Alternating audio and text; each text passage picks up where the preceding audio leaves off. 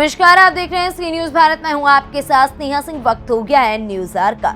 बिस्वा विधानसभा से मामला सामने आया है, जहां ये कहा जा रहा है कि ये चुनाव जाति धर्म संप्रदाय का चुनाव नहीं है, बल्कि क्षेत्र की जनता सत्ताधारी भाजपा के कारनामों के विरुद्ध चुनाव लड़ रही है।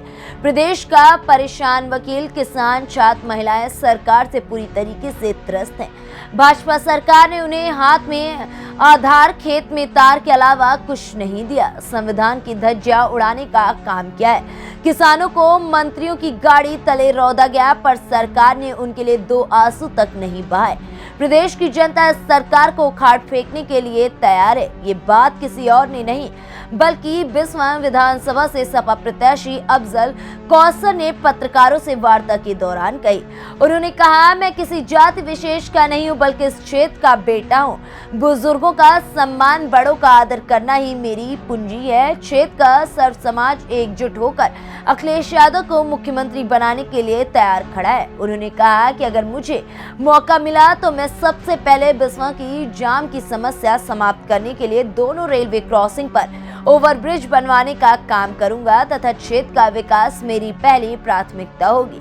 इस अवसर पर सपा के पूर्व जिला अध्यक्ष शमीम कौसर, देवी शंकर वाजपेयी, डॉक्टर राजेंद्र मौर्य, अनिल मिश्रा, राम सेवक यादव सहित तमाम लोग मौजूद रहे।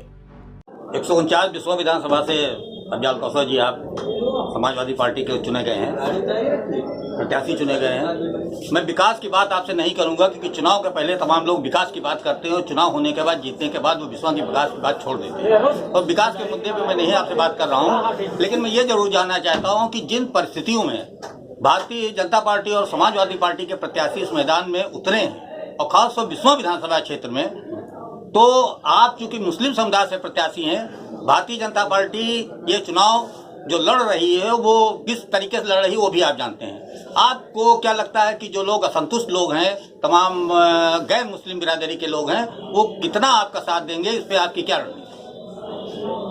हमारी कोई रणनीति ये नहीं है कि वो रणनीति से हम उनको अपनी तरफ लाएं, और जो हमारा हमने मेहनत की है और जिस तरह से लोगों का हमको आशीर्वाद मिल रहा है, तो मैं आपको आश्वस्त करता हूं कि जितना वोट हमको मुस्लिम समाज का मिलेगा, उससे 1 वोट चाहे ज्यादा मिले, हमें हिंदू भाइयों का, हिंदू समाज का वोट मिलेगा। क्योंकि ये चुनाव हिंदू और मुसलमान का नहीं है।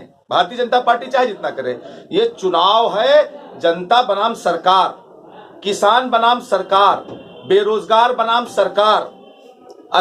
जो शिक्षा के ऊपर हमला हुआ है, जो प्राइवेटाइजेशन हुआ है, उससे सरकार, जनता जो है चुनाव लड़ रही है। और मैं आपको एक बात और बता दूं कि ये चुनाव हम नहीं लड़ रहे हैं, ये चुनाव आपके आशीर्वाद से जनता चुनाव लड़ रही है।